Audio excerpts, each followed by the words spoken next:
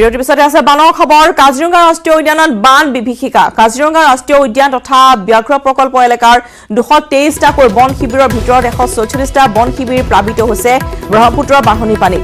ইতিমধ্যে ৰাষ্ট্ৰীয় উদ্যানখনৰ 70%ৰো অধিক এলেকা জলমগ্ন হৈ পৰাত নাজল নাথল অৱস্থাৰ সৃষ্টি হৈছে সৰু বৰ সকলো বন্যপ্ৰাণীৰ।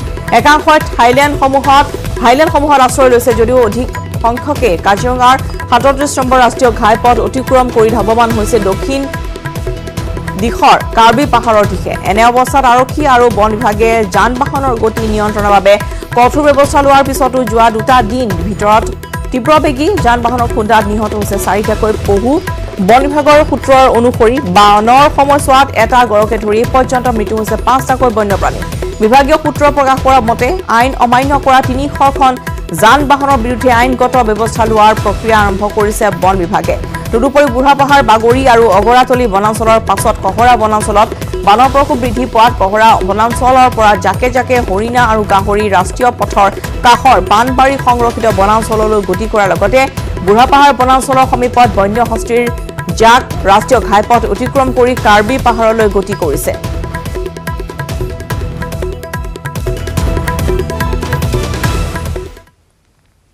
গুৱাহাটীত লকডাউনৰ আজি দ্বিতীয় দিন। গুৱাহাটীত লকডাউনৰ সময়ত কঠোৰ হৈছে আৰক্ষী প্ৰশাসন। আজি পুৱাৰে পৰাই মহানগৰীৰ বিভিন্ন স্থানত আৰক্ষীয়ে তালাচীৰ ব্যৱস্থা কৰিছে। তন্নতন্নকৈ পৰীক্ষা কৰিছে জৰুৰীকালীন সেৱাৰ নামত ওলাই অহা সকলো লোককে। গুৱাহাটীত কৰোনা সংক্ৰমণে ভয়াৱহ ৰূপ ধাৰণ কৰাৰ পিছতেই সোমবাৰৰ পৰা লকডাউন ঘোষণা কৰিছিল চৰকাৰে। এই পৰ্যন্ত গুৱাহাটীত COVID-19 পজিটিভ ৰোগী 1347 জনলৈ বৃদ্ধি। সোমবাৰে গুৱাহাটীত পোৱা গৈছে 172 জন কৰোনা ৰোগী। দেওবাৰে গুৱাহাটীত আক্ৰান্ত হৈছিল 195 জন লোক। শনিবাৰে গুৱাহাটীত কৰোনাত আক্ৰান্ত হৈছিল 203 জন লোক। আৰু ইতিমধ্যেই দেখিবলৈ পোৱা গৈছে যে আজি দ্বিতীয়টো দিনতো তন্নতন্নকৈ তালাচী কৰা হৈছে। কঠোৰ হৈ পৰিছে আৰক্ষী প্ৰশাসন। গুৱাহাটী মহানগৰীৰ লকডাউনৰ সময়ছোৱাত আজি পুৱাৰে পৰা মহানগৰীৰ বিভিন্ন স্থানত আৰক্ষীয়ে তালাচীৰ ব্যৱস্থা কৰিছে।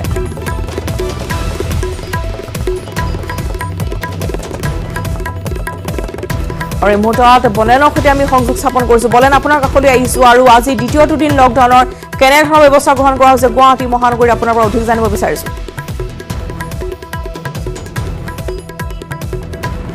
হয়, আমি যোৱাকালি দিনটো যদি চাবলৈ যাওঁ তেতিয়াহ'লে দেখিব পাইছোঁ যে জনতাই সম্পূৰ্ণৰূপে সঁহাৰি প্ৰদান কৰিছে। আৰু তাৰ মাজতে একাংশৰ দেখিবলৈ পালোঁ যে 132খনকৈ বাহন যোৱাকালি দিনৰ ভাগত জব্দ কৰা হৈছিলে, 4টাকৈ কেছ ৰুজু কৰা হৈছিলে দেখিব পোৱা গৈছে। অৰ্থাৎ একাংশই কিন্তু সেয়া লকডাউন মানিবলৈ চলিবলৈ ব্যৱস্থা বিচৰা নাছিলে বা তেখেতসকলে ৰাজপথত ওলাই আহিছিলে। আৰু তেনে একাংশক আইন অমান্যকাৰীৰ বিৰুদ্ধে কঠোৰ হৈছিলে প্ৰশাসন। এই মুহূৰ্তত আমি গণেশগুৰি উৰণীয়া সেতুৰ সমীপত উপস্থিত আছোঁ আৰু দেখিবলৈ পাইছোঁ যে এই মুহূৰ্তত এই ধৰণৰ এটা বেৰিকেড ব্যৱস্থাৰ জৰিয়তে ৰখা হৈছে। যিকেইখন বাহন এই মুহূৰ্তত ৰাজপথ অতিক্ৰম কৰিবলৈ চেষ্টা চলাইছে সেই বাহনসমূহক সোধপোছ চলোৱা হৈছে। বাহনসমূহ যোৱাৰ পূৰ্বে তেখেতসকলৰ উপযুক্ত নথি বিচৰা হৈছে আৰু তেনেদৰে সেই বাহনসমূহক যাবলৈ দিয়া হৈছে। অৰ্থাৎ ক'ব পাৰি যে প্ৰশাসন কঠোৰ হৈছে আৰু প্ৰশাসনে এটা নিৰ্দিষ্ট তেখেতসকলৰ এলেকাৰ মাজত এটা য'ত আচলতে যিসমূহ পথ সংযোগী পথ সেই পথসমূহত প্ৰান্তে প্ৰান্তে এই ধৰণৰ এটা অভিযান চলাই তেখেতসকলে থকা দেখিবলৈ পোৱা গৈছে। কিন্তু দেখিবলৈ পোৱা গৈছে যে যিহেতুকে যোৱাকালি দিনৰ ভাগত আমি যদি চাওঁ যে যিসমূহ বাহনৰ বিৰুদ্ধে এই ধৰণৰ কঠোৰ ব্যৱস্থা গ্ৰহণ কৰিব লগা হ'ল, অৰ্থাৎ তেখেতসকলে আইন বিৰোধ কৰিছে বা আইন মানি ল'ব বিচৰা নাই, এই একাংশৰ বিৰুদ্ধে কঠোৰ হৈছে প্ৰশাসন। আপোনাৰ ওচৰলৈ আহিছোঁ যে যোৱাকালি দিনৰ ভাগত 132খন বাহন জব্দ কৰিছে। 4গৰাকীৰ বিৰুদ্ধে কঠোৰ ব্যৱস্থা তেখেতসকলৰ গোচৰ ৰুজু কৰা হৈছে। তেখেতসকলে কি ধৰণৰ আচলতে অজুহাত দেখায়? এই ধৰণৰ লোকসকল একাংশৰ মানসিকতা এতিয়াও কৰোনাৰ বিৰুদ্ধে যি ধৰণৰ থাকিব লাগিছিল বা তেখেতসকলে যি ধৰণৰ সহযোগিতা স্থাপন কৰিব লাগিছিল আমি দেখিবলৈ পোৱা হোৱা নাই। নিশ্চয়কৈ বহুতে বহু ধৰণৰ মানে আপোনাৰ অজুহাত দেখায়। তো তেওঁলোকৰ বিৰুদ্ধে আপোনালোকে গমেই পাইছে কালি যিসকলক তেনেকুৱা ব্যক্তি পোৱা গৈছিল বা বাহন পোৱা গৈছিল তেখেতসকলক আমি ডিটেইন কৰি থানালৈ লৈ গৈছোঁ। আৰু বৰ্তমান কিন্তু আজি এটা খুব ভাল খবৰ, বৰ্তমানলৈকে আমাৰ গণেশগুৰি এৰিয়াত বিশেষকৈ এনেকুৱা ব্যক্তিক বা এনেকুৱা বাহন পোৱা নাই যিসকলে বাহানা দেখাই ওলাই আহিছে। তো নিশ্চয়কৈ খুব ভাল লাগিছে। আজি প্ৰায় 100% বৰ্তমানলৈকে 100% ব্যক্তিয়ে এই লকডাউনটো মানি চলিছে বুলি মই দাঁতিয়ে ক'ব পাৰোঁ বৰ্তমান গণেশগুৰি অৱস্থাত। আৰু এটা কথা যে আপোনালোক কঠোৰ হ'ব, আপোনালোকে আচলতে জনতাৰ সুৰক্ষা আৰু সজাগতাৰ কাৰণে ব্যৱস্থা গ্ৰহণ কৰিছে। যদি কাৰোবাৰ অত্যন্ত প্ৰয়োজন বা তেখেতসকলে চিকিৎসাজনিত এই সকলোবোৰ দিশৰ ৰেহাই ৰখা হৈছে। অৰ্থাৎ ক'ব পাৰি যে কাৰোবাক মূৰ্খ সজাই নিজে জ্ঞানী হ'বলৈ গৈ ৰাজপথত অহাটো কেতিয়াও হ'ব নোৱাৰে। আচলতে সেয়া যদি কৰিবলৈ বিচাৰিছে কোনোবাই এই মুহূৰ্ততো তেখেতসকলৰ উদ্দেশ্যে কি আহ্বান জনাব? তেখেতসকলক আমি এটাই আমাৰ ফালৰ পৰা আমি এটাই অনুৰোধ জনাম সকলো লোকে যে লকডাউনটো মানি লওক। যিটো আমাৰ কৰোণা ভাইৰাছৰ যিটো ভয়াৱহতা দিনে দিনে খুব বেছি হৈ গৈছে আৰু আমি বিচাৰিছোঁ বা চৰকাৰে বিচাৰিছে আমাৰ প্ৰতিজন স্বাস্থ্যকৰ্মীয়ে বা এনেকৈ যেনেকৈ যিসকলে সকলোৱে মিলি পেলাই এটাই কাম কৰিব বিচাৰে, যিটো ভয়াৱহতাৰ যিটো চেইন এডাল চলিছে এই চেইনডাল অতি সোনকালে ছিঙি দিব পাৰিলে ইয়াৰ পৰা আমি নিশ্চয় ভাল হয়। ধন্যবাদ জনাইছোঁ। আৰু এয়া আৰক্ষীৰ আহ্বান আৰু এই আহ্বানক হয়তো নিশ্চিতভাৱে সকলোৱে সঁহাৰি জনাব। কিন্তু তাৰ মাজতে 2-4টা ঘটনাও এনেকুৱা নহয় যে স্বাস্থ্য বিভাগৰ গাফিলতি বা স্বাস্থ্য বিভাগে কৰি অহা যি নীতি নিৰ্দেশসমূহ তেখেতসকলৰ হাততে ভংগ হৈছে। আমি যোৱাকালি দিনৰ ভাগত দেখিছিলোঁ যে গুৱাহাটী চিকিৎসা মহাবিদ্যালয়ৰ সন্মুখতে এগৰাকী আশা কৰ্মী তেখেতে চিকিৎসাৰত আছিলে আৰু সেইগৰাকী মহিলাৰ দেহত COVID-19 ধৰা পৰাৰ পিছত তেখেতৰ দুৰৱস্থা। অৰ্থাৎ ক'ব পাৰি যে এফালে লকডাউনৰ যি পক্ষপাতিতা জনসাধাৰণে মানি লৈছে বা জনসাধাৰণে ক'ৰবাত হকো তেখেতসকলৰ একাংশই উলংঘা কৰিছে আৰু তাৰ মাজতে বিভাগৰ এই ধৰণৰ গাফিলতি কিছু পৰিৱেশ এটা এই মুহূৰ্ততো দেখিব পোৱা গৈছে মহানগৰীত। ধন্যবাদ জনাইছোঁ আপোনালোক। গুৱাহাটী মহানগৰীৰ আজি দ্বিতীয়টো দিন লকডাউনৰ আৰু সমগ্ৰ পৰিৱেশ ইতিমধ্যে দেখিবলৈ পোৱা গৈছে যে আৰু এটা ভাল খবৰ জানিব পৰা গৈছে যে বৰ্তমানলৈকে কোনো এখন বাহনো জব্দ কৰা হোৱা নাই। কিন্তু সোমবাৰৰ দিনটো দেখিবলৈ পোৱা গৈছে যে যিদিনাখন আৰম্ভণি আছিল প্ৰথম দিনটোত 132খনকৈ বাহন জব্দ কৰা হৈছিল। বিনা কাৰণত যিসকল লোক ওলাই আহিছিল বা তেওঁলোকৰ যিসকলে নথি পত্ৰ দেখুৱাব পৰা নাছিল উপযুক্ত তেওঁলোকক ইতিমধ্যে বাহনসমূহ জব্দ কৰা হৈছিল। 4টাকৈ গোচৰ ৰুজু কৰা হৈছে। কিন্তু বৰ্তমান পৰ্যন্ত ভাল খবৰ যে সকলোৱেই জৰুৰীকালীন সেৱাৰ বাহিৰে কোনো লোক ওলাই অহা নাই বা এতিয়ালৈকে বাহন জব্দ কৰা হোৱা নাই। গতিকে গুৱাহাটী মহানগৰবাসীয়ে যে লকডাউনটো মানি চলিছে সেয়া এই মুহূৰ্তলৈকে প্ৰমাণিত হৈছে বলেনে দেখুৱালে গণেশগুৰিৰ পৰিৱেশ।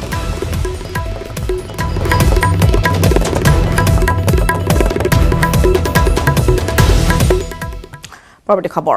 1 এপ্ৰিলৰ পৰা ৰাজ্যৰ নতুন শিক্ষাবৰ্ষ ৰাজ্যিক কেবিনেট বৈঠকত গুৰুত্বপূৰ্ণ সিদ্ধান্ত গ্ৰহণ কৰা হৈছে।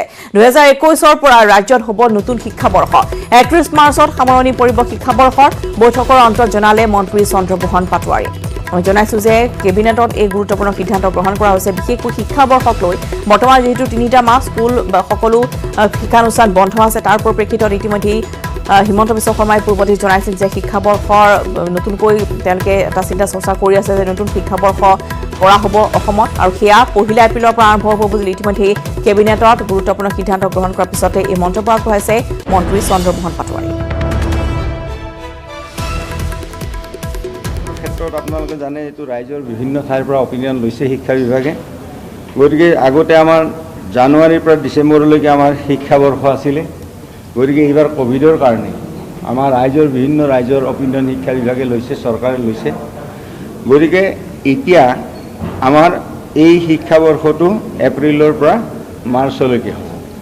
আগতে আমাৰ জানুৱাৰীৰ পৰা ডিচেম্বৰ আছিল, এতিয়া এপ্ৰিলৰ পৰা মাৰ্চলৈকে হ'ব। এইটো আমাৰ শিক্ষা ব্যৱস্থা হ'ব। আজি কেবিনেটে সেইটো সিদ্ধান্ত লৈছে। ক্ষুদ্ৰ অতি ক্ষুদ্ৰ মজলীয়া উদ্যোগীৰ বাবেও আছে সুখবৰ। উদ্যোগ স্থাপনৰ বাবে ল'ব নালাগে অনুমতি। 3 বছৰলৈ কোনো ধৰণৰ অনুমতি ল'ব নালাগে। কেৱল উদ্যোগ বিভাগক দিব লাগিব আবেদন। MSMEৰ অধিসূচনাত অনুমোদন কেবিনেটৰ। 693 কোটি টকা ব্যয় সাপেক্ষে যোগীঘোপাত হ'ব ইণ্টাৰনেশ্যনেল লজিষ্টিক হাব। এই হাবত সংযুক্ত হ'ব ৰেল, বন্দৰ, national highway, air cargo. Chittagong আৰু মংগলা বন্দৰৰ সৈতে সংযুক্ত কৰা হ'ব। 48 কোটি টকা মূল্যৰ ভূমি আবণ্টন দিব অসম চৰকাৰে। নাবাৰ্ডৰ পৰা 338 কোটিৰ ঋণ ল'ব চৰকাৰে। 15 বিত্তীয় পৰিকল্পনা জিলা পৰিষদে পাব 15%, গাঁও পঞ্চায়তে 75% আৰু আঞ্চলিক পঞ্চায়তে পাব বাকীখিনি। কলেজ শিক্ষকৰ CPF ঘূৰাই দিলে শিক্ষক পেঞ্চন পোৱাৰ সিদ্ধান্ত গ্ৰহণ কৰা হৈছে। অসমত শিক্ষাবৰ্ষ 1 এপ্ৰিলৰ পৰা 31 মাৰ্চলৈ হ'ব। বানপানীক লৈ বিস্তৃত আলোচনা কেবিনেটত চলিল। বান বিধ্বস্ত লোকক সকলো সা সুবিধা দিবলৈ নিৰ্দেশ মুখ্যমন্ত্ৰী।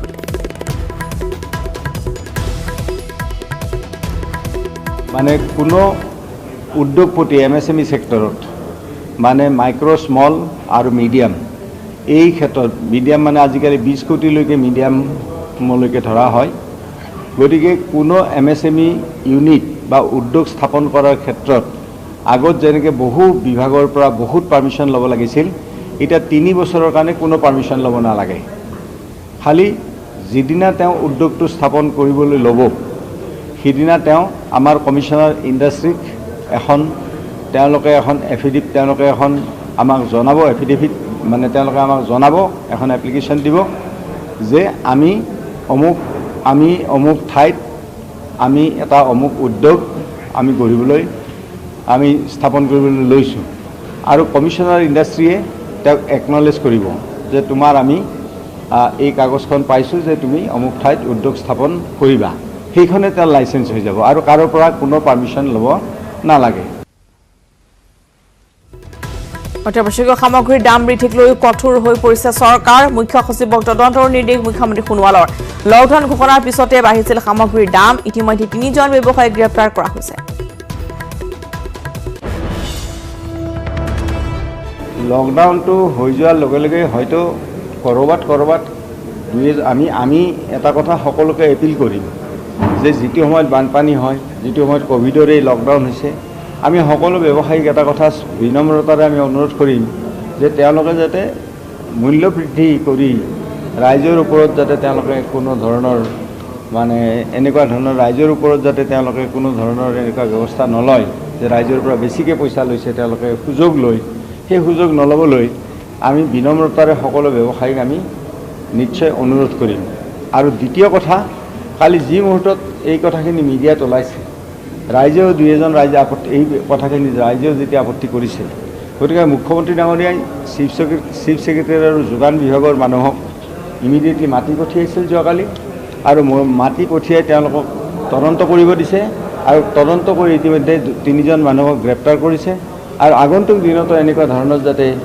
আৰ্টিফিচিয়েল যাতে প্ৰাইচ ৰাইজিং কৰিব নোৱাৰে সুবিধা ল'ব নোৱাৰে তাৰ কাৰণে আগন্তুক দিনত ব্যৱস্থা লোৱা হ'ব আৰু ইতিমধ্যে 3জন ব্যৱসায়ীক গ্ৰেপ্তাৰ কৰা হৈছে উঠিছো বাতৰি মাছলৈ মহামাৰী কৰোনাক লৈ প্ৰশ্ন উত্থাপন কৰাৰ পিছতে চিকিৎসক সত্যকাম ফুকনৰ বিৰুদ্ধে তীব্ৰ প্ৰতিক্ৰিয়া প্ৰকাশ কৰিছে স্বাস্থ্যমন্ত্ৰী হিমন্ত বিশ্ব শৰ্মাই ডক্টৰ সত্যকাম ফুকন কোন ডক্টৰ সত্যকাম ফুকনৰ অস্তিত্ব আছেনে বুলি মন্তব্য স্বাস্থ্যমন্ত্ৰীগৰাকীৰ ডক্টৰ সত্যকাম ফুকন কোন মই চিনিও নাপাওঁ তেনেকুৱা মই শুনাও নাম আজি ইমান বছৰ মই হেল্থ মিনিষ্টাৰ হৈ আছোঁ তেনেকুৱা কিবা ডাক্তৰ আছে কোনোবা বিশেষজ্ঞ আছে মোৰ দৃষ্টিত পৰা নাই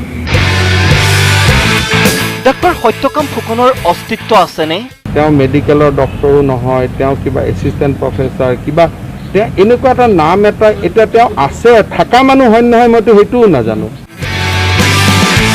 এই সম্পৰ্কত একোৱেই নাজানে স্বাস্থ্যমন্ত্ৰী হিমন্ত বিশ্ব শৰ্মাই কাৰণ স্বাস্থ্যমন্ত্ৰীগৰাকী আমিনো হোলাৰ ভাই মোলা এইবিলাক আমি কি বুজি পাওঁ আমিতো এইবিলাক বুজি নাপাওঁ আমি ডাক্তৰী পঢ়াও নাই কৰোনা মহামাৰীক এক মহা প্ৰবঞ্চনা আখ্যাৰে দেশৰ সৰ্বোচ্চ তদন্তকাৰী সংস্থা CBIত FIR দাখিল কৰিছিল ৰাজ্যৰ জ্যেষ্ঠ চিকিৎসক ডক্টৰ সত্যকাম ফুকনে ডক্টৰ সত্যকাম ফুকনৰ অভিযোগক লৈ ৰাজ্যজুৰি তীব্ৰ প্ৰতিক্ৰিয়াৰ সৃষ্টি হোৱাৰ সময়তে চিকিৎসকগৰাকীক চূড়ান্ত তাচ্ছিল্য স্বাস্থ্যমন্ত্ৰীৰ 2006 চনৰ পৰা স্বাস্থ্যমন্ত্ৰীৰ দায়িত্বত থকা হিমন্ত বিশ্ব শৰ্মাই অসমত এনে চিকিৎসক আছেনে নাই বুলিহে প্ৰশ্ন কৰে মই 2006 পৰা স্বাস্থ্যমন্ত্ৰী এই নামটোতো মই শুনা নাই মইতো এনেকুৱা ডক্টৰৰ নাম শুনাও নাই দেখাও নাই মোৰ জীৱনকালত ইফালে চিকিৎসকগৰাকীক বিশ্ব স্বাস্থ্য সংস্থাৰ সৈতে বিতৰ্ক কৰিবলৈ আহ্বান মন্ত্ৰী ডক্টৰ শৰ্মাৰ সমান্তৰালকৈ ডক্টৰ সত্যকাম ফুকনক কোভিড সম্পৰ্কত এক শৈক্ষিক প্ৰতিবেদন প্ৰস্তুত কৰি প্ৰকাশ কৰিবলৈও প্ৰত্যাহ্বান জনায় স্বাস্থ্যমন্ত্ৰীগৰাকীয়ে কিবা যদি তেওঁ লিখিছে তেওঁ WHO এইবিলাকৰ লগত তেওঁ বিতৰ্ক কৰক তেওঁ যদি কিবা শৈক্ষিক বিতৰ্ক কৰিবলগীয়া আছে তেওঁ কিয়নো ভাৰতবৰ্ষত ডেইলি মানুহ মৰিছে এই বেমাৰত মৰা নাই যদি আন কি বেমাৰত মৰিছে আমেৰিকাত কিয়নো 1.5 লাখ মানুহ মৰিলে তাৰ কি বিশ্লেষণ তেওঁ আগবঢ়াই তেওঁ এটা একাডেমিক প্ৰেজেণ্টেশ্যন এটা দিয়ক মানুহে ভাল পাব কিন্তু মইতো এনেকুৱা ডক্টৰৰ নাম শুনাও নাই ইয়াৰ পূৰ্বে গুৱাহাটীৰ 7 মাইলৰ জালুকবাৰী ছোৱালী উচ্চ ইংৰাজী বিদ্যালয়ত স্থাপিত 1 নম্বৰ ৱাৰ্ডৰ কোভিড কাউন্সেলিং কেন্দ্ৰত উপস্থিত হৈ কেন্দ্ৰটোৰ সকলো ব্যৱস্থাৰ বুজ লয় মন্ত্ৰী হিমন্ত বিশ্ব শৰ্মাই লগতে সমগ্ৰ গুৱাহাটীবাসীক লকডাউন কঠোৰভাৱে পালন কৰিবলৈ আহ্বান জনায় স্বাস্থ্যমন্ত্ৰীগৰাকীয়ে আজাৰৰ পৰা ধ্ৰুৱজ্যোতি কলিতাৰ report news 18 Assam north east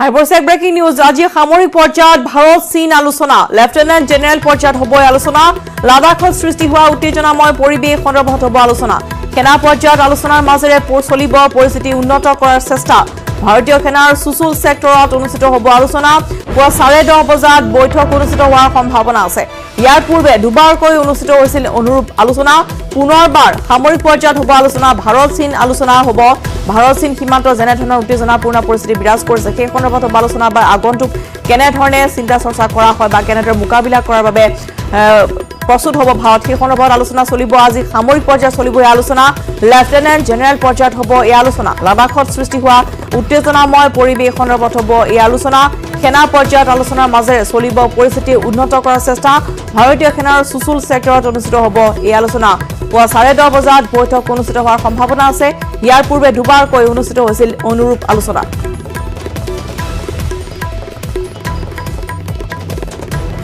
ইয়াৰ পূৰ্বে তিনি সেনা প্ৰধানৰ মুৰব্বীৰ সৈতে প্ৰধানমন্ত্ৰী চলিছিল বৈঠক য'ত বিদেশ মন্ত্ৰী প্ৰতিৰক্ষা মন্ত্ৰী উপস্থিত আছিল আৰু সকলোৱে মিলি এক বিশেষ বৈঠকৰ আয়োজন কৰিছিল আৰু ইতিমধ্যে আমি জনাওঁ যে পুনৰবাৰ সামৰিক পৰ্যায়ত এবাৰ আলোচনা হ'ব ভাৰত চীন আলোচনা লেফটেনেণ্ট জেনেৰেল পৰ্যায়ত হ'ব এই সন্দৰ্ভত আলোচনা পুৱা 10:30 বজাত এই আলোচনা অনুষ্ঠিত হোৱাৰ সম্ভাৱনা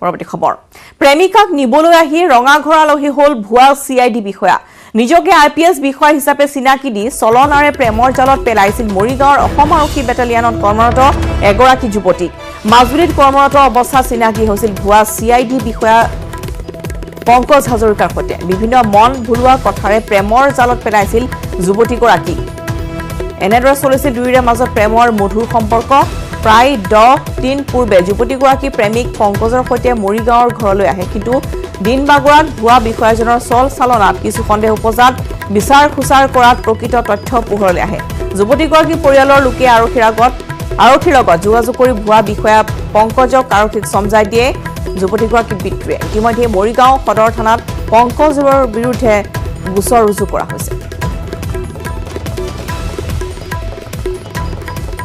ল'ৰাজনৰ ঘৰ মই যেতিয়া তেওঁ পৰিচয় বিচাৰিলোঁ তেওঁ ক'লে ধেমাজি HDFC বেংকৰ অপজিটতে ঘৰ বুলি ক'লে নামটো কি বুলি কৈছিলে পংকজ জ্যোতি হাজৰিকা তেখেতে কি কৰোঁ বুলি কৈছিলে আপোনালোকক মই যেতিয়া সুধিলোঁ তুমি কি কৰি আছা তেওঁ ক'লে কি মই CCID মই বোলো CCIDটো কথাটো মই বুজি নাপাওঁ তেতিয়া কৈছে নহয় মই IPS অফিচাৰ মানে মই CID চেণ্ট্ৰেল কিবা কণ্ট্ৰল ইনভেষ্টিগেশ্যন ডিপাৰ্টমেণ্ট বুলি কৈছে তেওঁ গম পালোঁ প্ৰথম ID কাৰ্ডখন মই মানে চালোঁ ID কাৰ্ডখন চাই পেলাই মই বুজি নাপাওঁ কাৰণে এই জনাসকলক মানে সুধিলোঁ যে এইটো নেটত মাৰি চাচোন নিশ্চয় ওলাব তেতিয়া মানে বস্তুটো ওলাই নপৰে সেইটোত সন্দেহ হ'ল প্লাছ মানে ঘৰখনত মই আমাৰ ধেমাজিতে মানুহ আছে সম্পৰ্কীয় মানুহ তেওঁলোকক মানে ফোন কৰিলোঁ এনেকৈ ঘৰ আছেনে নাই তেখেতসকলে আপোনাক ডিটেইলছখিনি ক'লে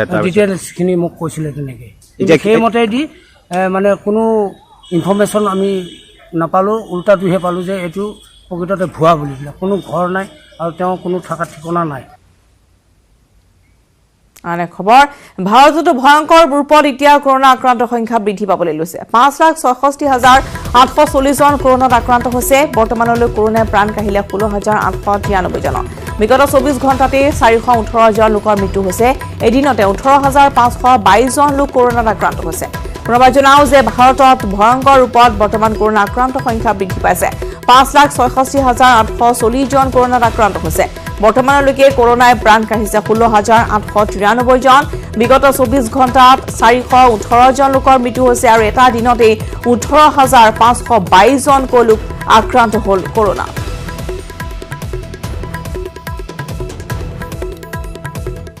আইসেক ব্ৰেকিং নিউজ দেশত আনলক 2 নিৰ্দেশনাৱলী ঘোষণা কৰা হৈছে 31 জুলাইলৈকে বলবৎ হ'ব আনলক 2 আনলক 2ত বন্ধ থাকিব বিদ্যালয় মহাবিদ্যালয় কেন্দ্ৰ আৰু ৰাজ্য চৰকাৰ প্ৰশিক্ষণ কেন্দ্ৰ খুলিব পাৰিব 15 জুলাইৰ পৰা 31 জুলাইলৈকে বন্ধ থাকিব আন্তঃৰাষ্ট্ৰীয় বিমান সেৱা বন্ধ থাকিব মেট্ৰ' ৰেল সেৱা বন্ধ থাকিব cinema hall gym swimming pool বিনোদন পাৰ্ক বন্ধ থাকিব থিয়েটাৰ বাৰ প্ৰেক্ষাগৃহ আদি সকলো ধৰণৰ বৃহৎ সমাৱেশত নিষেধাজ্ঞা ঘৰুৱা বিমান আৰু যাত্ৰীবাহী ৰেল সেৱা লাহে লাহে নিয়মীয়া কৰা হ'ব নিশা 10 বজাৰ পৰা পুৱা 5 বজালৈ দেশজুৰি সান্ধ্য আইন ৰাজহুৱা স্থানত মাস্ক পিন্ধাটো বাধ্যতামূলক সকলোকে কঠোৰভাৱে সামাজিক দূৰত্ব বজাই ৰখাৰ নিৰ্দেশ দিয়া হৈছে কণ্টেইনমেণ্ট জোনত অব্যাহত থাকিব কঠোৰ লকডাউন জিলা প্ৰশাসনে চিনাক্ত কৰিব কণ্টেইনমেণ্ট জোন প্ৰয়োজন অনুসৰি ৰাজ্য চৰকাৰে কঠোৰ কৰিব পাৰিব লকডাউন 65 বছৰ ঊৰ্ধৰ লোকৰ ঘৰতে থকা আহ্বান 10 বছৰ তলৰ শিশু আৰু গৰ্ভৱতী মহিলাৰ ঘৰতে থকা আহ্বান সকলোকে আৰোগ্য সেতু এপ ব্যৱহাৰৰ আহ্বান জনোৱা হৈছে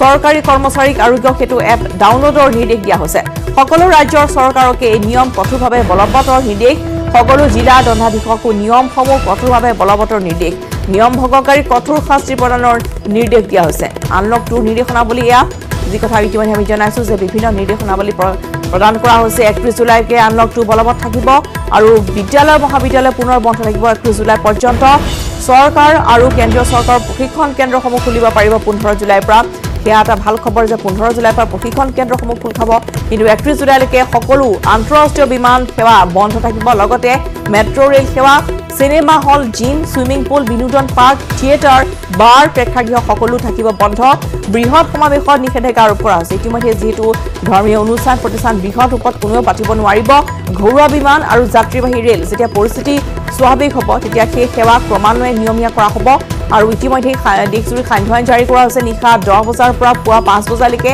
ৰাজহুৱা স্থানত মাস্ক পিন্ধাটো যথেষ্ট ইতিমধ্যে দেখিবলৈ পোৱা গৈছে বহুলোকে মাস্ক পৰিধান নকৰে তেওঁলোকক জৰিমনা বিহা হৈছে কিন্তু বৰ্তমান বাধ্যতামূলক কৰা হৈছে ৰাজহুৱা স্থানত মাস্ক পিন্ধাটো সকলোকে কঠোৰভাৱে সামাজিক দূৰত্ব বৰ্তাই ৰখাৰ আহ্বান জনোৱা হৈছে কণ্টেইনমেণ্ট জোনত ৰাজ্য চৰকাৰসমূহে কঠোৰ নিৰ্দেশনাৱলী বা লকডাউন তেওঁলোকে নিজেই পালন কৰিব পাৰিব জিলা প্ৰশাসনে চিনাক্ত কৰিব কণ্টেইনমেণ্ট জোন প্ৰয়োজন অনুসৰি ৰাজ্য চৰকাৰে কঠোৰ কৰিব পাৰিব লকডাউন আৰু ইতিমধ্যে পূৰ্বৰ দৰে 65 বছৰ ঊৰ্ধৰ বৃদ্ধ 10 বছৰ তলৰ শিশু আৰু গৰ্ভৱতী মহিলা ঘৰতে থকাৰ আহ্বান জনোৱা হৈছে সকলো লোককে আৰোগ্য সেতু এপ ব্যৱহাৰৰ আহ্বান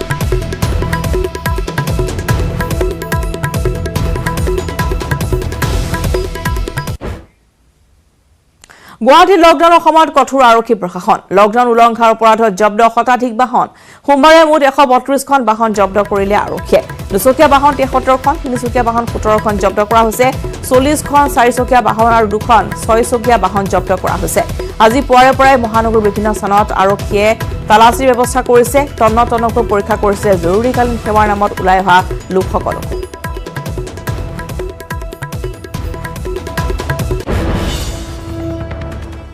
আৰু এই মুহূৰ্ততে সময় হৈছে এই মুহূৰ্তৰ পৰা এতিয়া বিদায় লোৱাৰ নমস্কাৰ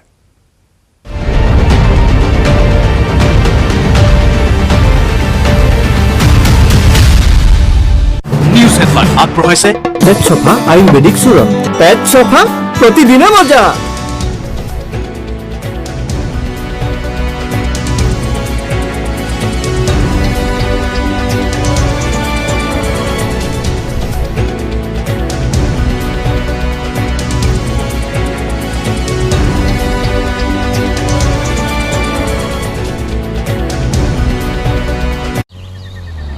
মই এজন ফৰেষ্ট ৰেঞ্জাৰ আৰু মই জংগলত কোনো ধৰণৰ